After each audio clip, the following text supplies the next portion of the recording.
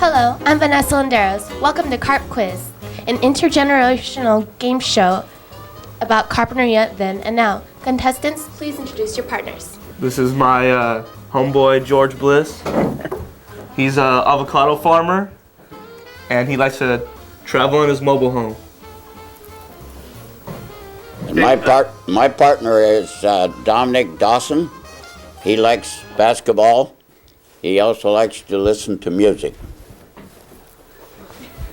This is Bonnie Milne. She has been retired for a very long time, and she has lived in Carpinteria her whole life. This is Tiandra Flynn. She's a junior in high school, and her hobby is track and field. Our timer, scorekeeper, and timekeeper is David Mead. Here's how the game is played. I ask Carpinteria trivia questions, and the first team to ring the bell gets an opportunity to answer the question. If they get the question right, they get a point. If they get it wrong, they lose a point, and the other team gets an opportunity to answer. The team have up to 10 seconds to discuss their answer. The winners of the game will get a free prize donated from the funds of Carpinteria. Are you ready to play Carp Quiz? Yeah. Our first question is, name the 3 people who were elected to the Carpinteria City Council in the last election. Go. Do you know it? Go, hit it. Al Clark and Greg Stan. Carty, is that it? Oh, Greg Carty, Al Clark, and Brad Stein. Very good. all right. All right. All right, we knew that one. We're just a little slow. Our next question is, the Chumash made tomo canoes out of redwood. The redwood they used came from the trees that grew in A, Ventura, B, Gobernador Canyon, or C, Santa Cruz. Gobernador Canyon. I'm sorry, you're wrong. Oh, Santa Island they built out of Very good. Correct. Now I learned. All right, we'll get it. Rincon Canyon. That's it. In fact, the redwood trees in Santa Cruz, Monterey area would fall into the ocean during storms to catch currents and finally wash onto the shore in the Channel Islands or here in Carpinteria. Next question. Name 6 schools in the Carpinteria Valley. 6. 6. Does Maine Six still count? what? 6 Yeah. schools. 6 schools. Aliso. Carolina, Maine. middle school, Should we say Middle it? school, what's one more? high school, Lincoln School. You want to say it? Or Carpinteria High School, Main School, Catalino, Aliso. Did you already say that one? Huh? Did you already say the middle school? Middle school, The high school. and high school. Yes, they're correct. Thank you. High five. The others were Pacifica Institute, Rincon High School, Kate School, Summerlin School, and Howard Carden School, Summerlin? and Carpinteria Family It's School. in the Carpenter School District. Oh, okay. Our fourth question.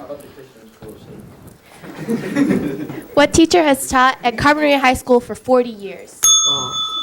Mr. Baird. That is correct. I didn't even hear the question. Our next question. What Carpinteria High School, or what Carpinteria School was Mexican only in the 1930s? The men's team hit the bell first. Aliso. That is correct.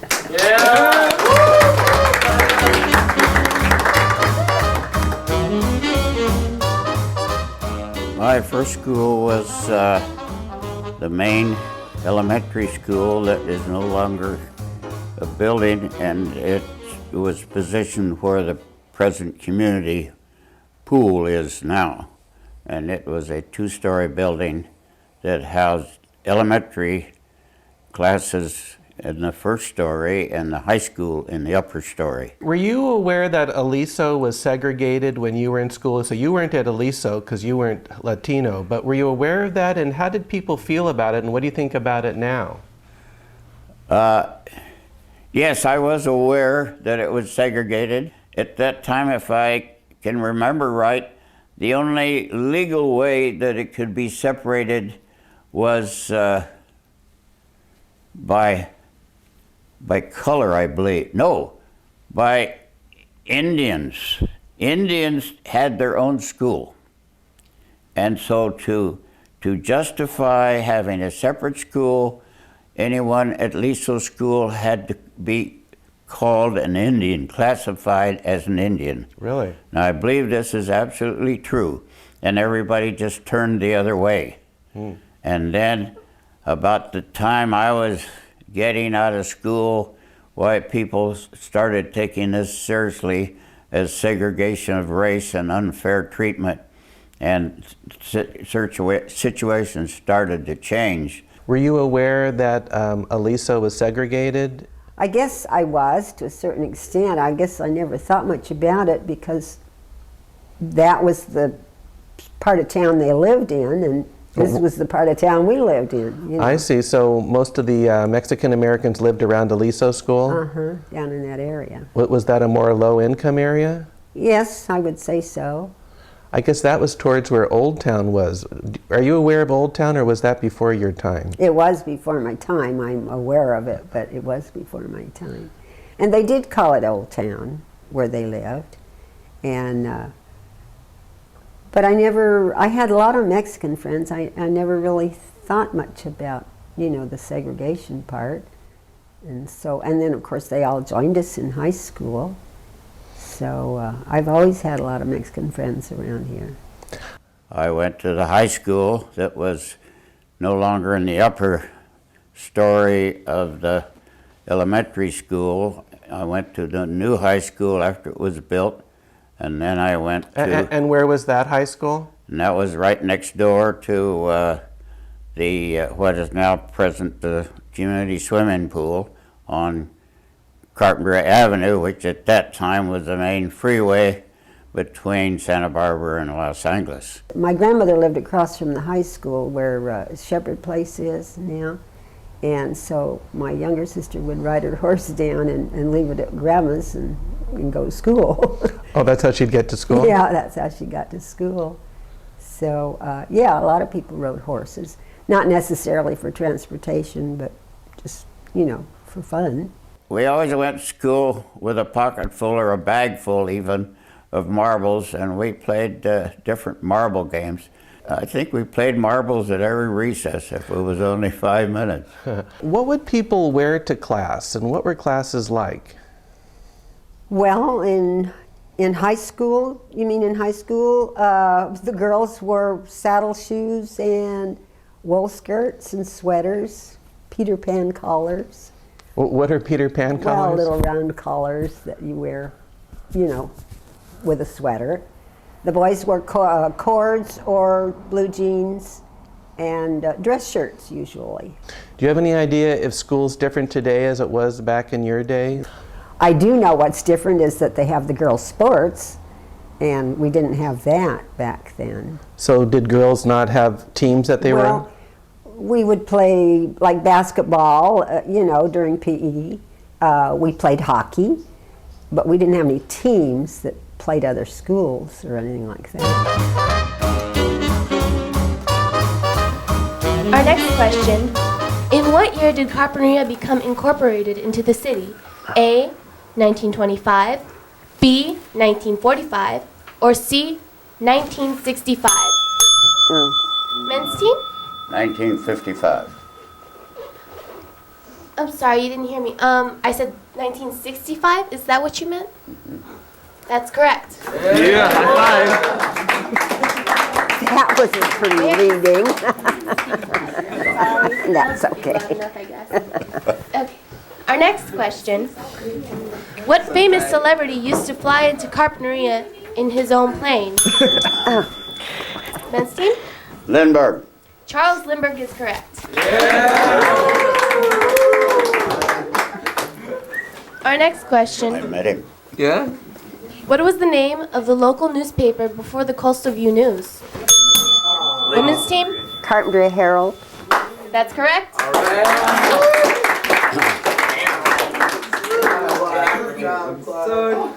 Our next question. What are the names of the mountains behind Carpinteria? Men's team? Coast Range. I'm sorry, that's incorrect. Oh, it is right. Okay. That may be correct, but unfortunately, that's not the answer I have here on my paper. Give the other side a chance. Women's team? Los Padres? I'm sorry, that's incorrect. Okay. What's the correct answer? The correct answer is Santa Ynez Mountains. Where did a pier once stand at the beach that is no longer there today? Men's team? The foot of Carpinteria Creek. That's correct. That is correct.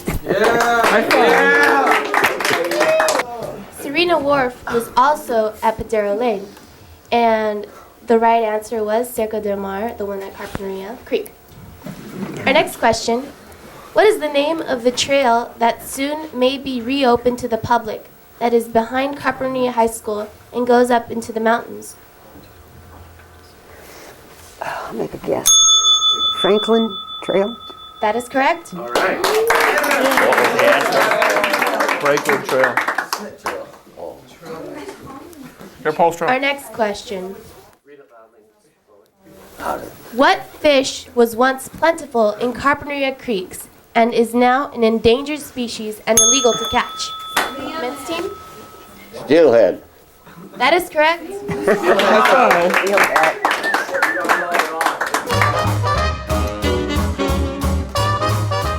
The 1st of May was the day you could legally go fishing. And that was the day everybody left town. Well, I couldn't leave town because I was in the business of hauling lemons. And so about 5, 6 o'clock after we'd finished our day's work, I would stand on the bridge down here and catch 4 or 5 fish that we could have for dinner that night. They were really quite plentiful. And I don't recall that there was much competition for getting the fish. It was just assumed that if you wanted to go down and pick 2 or 3 out, why, that made a good dinner. I was in the Carpinteria Creek right here on the edge of our ranch, and I know you're not allowed to fish steelhead trout today because they're endangered species, but I guess they were more plentiful back then? well, either they were more plentiful or there were less fishermen. I don't know which it was. As the creek dried up, why, there were pools where if we didn't fish them out, why, they would die. And we used, people say pitchforks. I don't think we ever used pitchforks, but I know we had about a 1.5-foot iron bar bent at the bottom with a hook on it, and we would just, and a handle on the other end, and we would just let that slowly get under a fish that we could see was just going like this, just waiting to go up creek, which it couldn't do anymore because it was in a pond, and without enough water, and we could just hook them and bring them out. So they were so plentiful then. It'd be great someday if we really had a good run of steelhead coming back, which we may do by unchanneling some of the creeks and some other creek management. Did they taste good? Oh, yeah. Do you remember Cerca Del Mar? Oh, yes. What was that like? What was there? It was a lovely building. Then, of course, during the war, the soldiers were stationed there. Oh, is that right? Yeah, So we had lots of fun that summer because they also spent time at the beach. So And how old were you then? I was 17. So was that fun to have a lot of young men soldiers? Yeah, it was great. Did you meet any of them? Oh, sure. Yeah, and then they had over at the Memorial Building, they had like a USO. You know, the women in town sort of did it and took care of the food, and we had music and we had dances, and yeah, we got to know them very well. A lot of them stayed around, you know, married girls here. Do you remember when Charles Lindbergh flew to town here? Oh, indeed I do, sure. What was that like? He came into the airport, what we call the airport, which is just out by the city hall now. And what was it And- like? Did people show up when he flew in? Oh yes, people came and looked at the airplane, and ever since then, I always think of Charles Lindbergh as almost as a Carpinteria boy. You know? What was he like? Was he friendly to people? Oh, indeed, he was a very friendly person, and just a common individual that was just going about the business, and you know, actually, to the good of the world, he did a lot for the advancement of airplanes. Did the airport here in Carpinteria, which is Costa's auto repair place, was a hangar in the airport, I That's believe. correct. That was the hangar. And did the airport go out of business when the airport in Santa Barbara was built? I don't know really why the airport in Carpinteria didn't advance, but it never did become much of a commercial airport. You see, there was also an airport in Serena, the area we call the Triangle, which is just south of the polo field. There was a little airport there, and it never went very far either. Huh. Neither one of them were very commercial to really where they got to be a paying thing. Now, there was a third airport at Parsons. Are you aware of that? Where was that? Parsons is where 150 meets the freeway. Huh. Right here in the Carpinteria Just Valley? past the industrial park. And That there's- is south of industrial park. And I've come in and out of that field quite often. They used that field to develop the offshore oil fields. There's still a little bit of a runway there or hangars there, I That's believe? correct. Yeah, it's Louis Parsons' property. And it used to be a full field, but it wasn't very level. And it was kind of dangerous to, you came in from the south over that kind of deep hole where Rincon Creek comes down, and you had to get down pretty close to that, and then as you landed, you were coming downhill, and so you had a little trouble stopping at the far end of the field. But I've flown out of there quite times. Tell me, did you hike in your youth? Oh, indeed we did. We went up the Franklin Trail and would stay from Friday night till come back on Sunday night. Stay Really? 2 days over there and fish over there. Of course, there wasn't the Juncal Lake at that time, but there was a good stream of fish. That the fishing was good. So what was your destination? How far up would you get? We, from here, we went over 2 range of mountains. Really? It was probably 12, 14 miles. And then as a family, we would go with a pack animal. I can remember going up what we call the switchbacks before it goes over the final peak. And my mother rode on a horse, and we had a pack animal. Everybody walked along with it.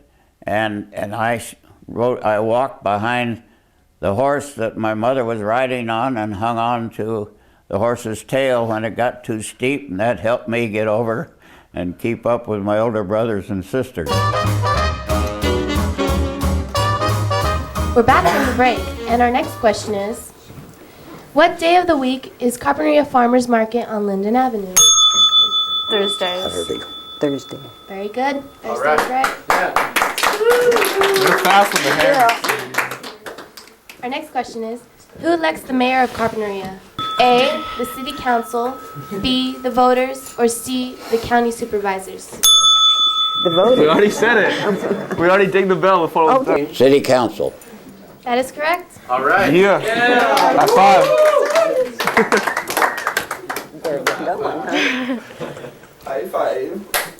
Our next question is, what is the name of the movie theater in Carpinteria? Plaza. The Plaza, that's correct. All right. I didn't know that. You knew that one? Our next question When it was is, built. there was once a large building at the train station in Carpinteria. In what year did it close? A, 1925, B, 1951, or C, 1967? team? 1951. I'm sorry, that's wrong. It's all right. It's all right. Oh, okay, 67. 67, that's correct. Was it earlier or was the building closed? Our next question is, I used to use that building. why were there not many young men in Carpinteria during the early 1940s? Women's team? Second World War. Very good, that's correct.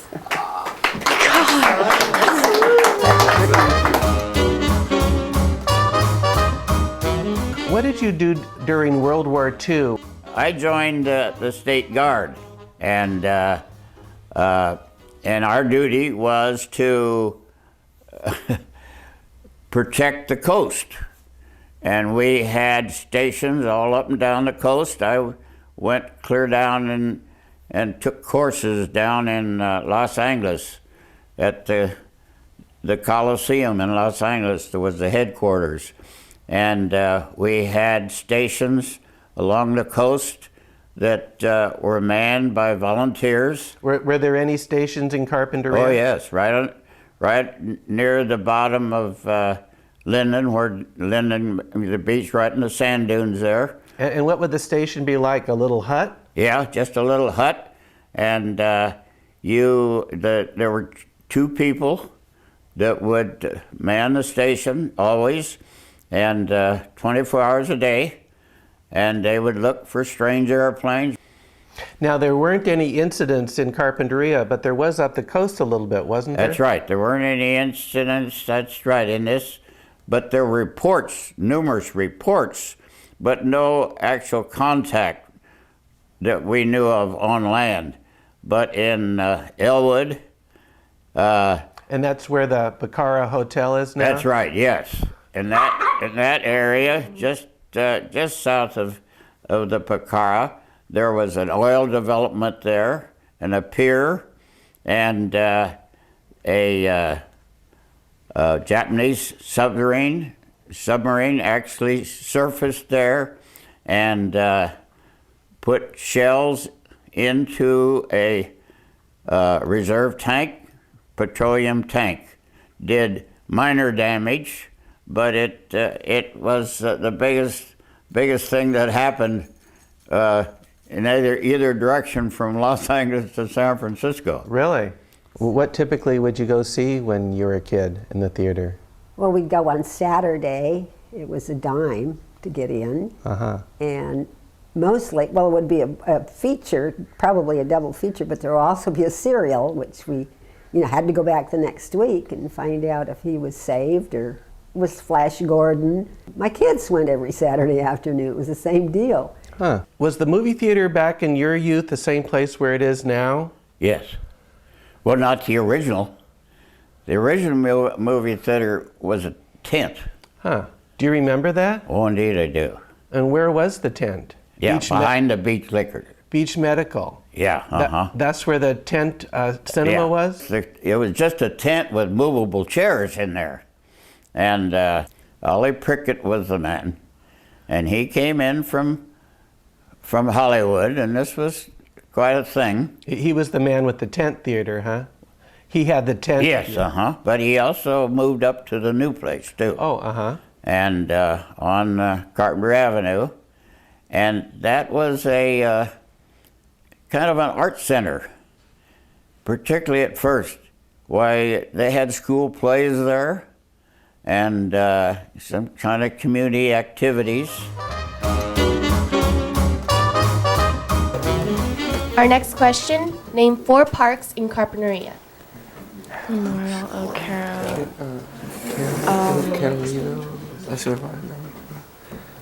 Lions Park. Is there a memorial? Yeah, there's a memorial park. And there's, what's that, In Carpinteria. Yeah. What's the one? what's that other one, that the used to one have off all the Baylor called? trees? Off of Baylor? What's that park called? Yeah. Off of Baylor Avenue? What's that one called? El Carroll. Oh. Can't think. There's 2 seconds left. Carroll, Lions Club. How many you got? Sorry, I time's only up. got 2. Oh, I don't know the names of them. Either team have a... Memorial. The answers are, or could have been, El Carroll, Linden Field, Viola Fields, Memorial Park, Saltmarsh Park, Franklin Park, Health Ranch Park, Monte Vista Park, or Tar Pits Park? Oh. I had no idea. Is this how? Our next question. Who was the first European to arrive in Carpinteria? The year was 1547. A. Christopher Columbus. B. Joaquin Marietta. Or C. Juan Cabrillo. C? What's C? I think it must have been C. Ring the Ring your bell. The men's team? The C. C, that's correct. Juan Cabrillo. High five. Cabrillo, I got Cabrillo. Couldn't hear what you said. I knew it weren't Our the next first two. question. Yeah. Lima beans were an early crop in Carpinteria. Where did the first lima beans come from that were planted here? A. Peru. B. Texas. Or C. Mexico. Men's team? Peru. Peru, that is correct. They came here. Better get with it. Correct. They came here in 1867 aboard the boat. I drove the boat. You drove it? Our next 57. question. When was the 101 freeway built that comes through town? A. 1940s. B. 1950s. Or C. 1960s. Men's team? 1950. I'm sorry, that's incorrect. Oh, 1940. 1940s. It's all right. That's also incorrect. It's okay. The actual answer was C. 1960s. Okay. Our next question. It wasn't. Before the freeway was built, where did the Pacific Coast Highway come through town? Where Carpinteria Avenue is now. That is correct. Let's take a break, and when we come back, let's find out who the winner is in Carp Quiz Then and Now. Do you remember when the freeway was built through town? I do, because it went through my grandmother's property.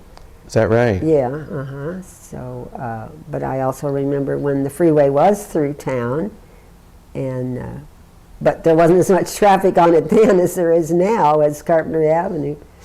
But yes, I remember when the freeway went through, and we were sort of glad in a way because they had talked about, oh, maybe putting it in the mountains and things like that. So this was okay. So it was more handy having it right in town. Huh? Yes.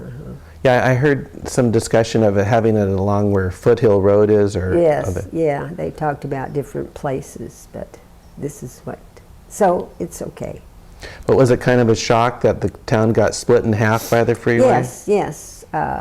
Yeah, because like Vallecito Road, you know, that went all the way through, and then all of a sudden it was cut in half. So yeah, that was a little bit of a shock, but we all got used to it. This is where we lived, and this is where Rite Aid and the shopping center is now. This is the corner where Zucker's is. This is me and my two sisters, and this is a loquat tree. I was really interested about the future of agriculture, the type agriculture we had. Would this be always, we also had lima beans that seemed like they were on their way out, and lemons were expensive to handle. And by the time I got out of college, I was convinced that avocados would be better for the conditions we have, which are just ideal for avocados. And soon after I got out of college, when I made arrangements with my family to purchase the property, I planted avocados. And I now have entirely avocados. I don't even raise any rhubarb anymore. Would you recommend avocado farming or other types of farming to kids today in Carpinteria? Yes, I would. I certainly would, although it's become much more competitive internationally. We, I believe, are in the ideal place in the world to raise avocados. We are in an area that is close to the consumption peak of avocados. Our competitors have transportation problems bringing in avocados from other areas, but this is just an ideal environment for avocados, and it. Oh, by the way, where are our competitors who grow avocados? Well, our competitors are right now in South American Chile and Mexico. Okay, now that you learned a little more about Carpinteria with us today, let's find out the scores. The men have more minus points than the women. The women overall have 2 points. The men have minus 4 points. So the women have 8 points overall and they win. All right.